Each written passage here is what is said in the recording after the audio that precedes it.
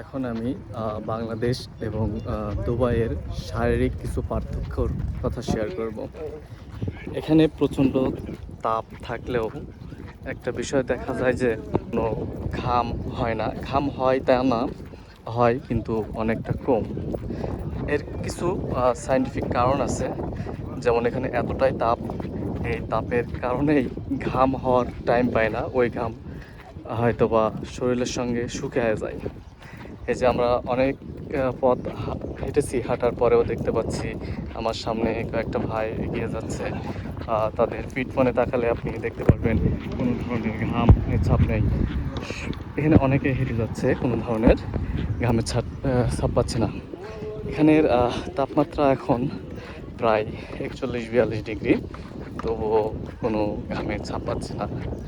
এই হলো দুবাই এবং আমার বাংলাদেশের কিছু পার্থক্য। তবে বাংলাদেশ হলে হয়তো এতক্ষণ অনেক ঘাম ঝরতো এবং পরিশ্রম করেছি এমনটা মনে হইতো।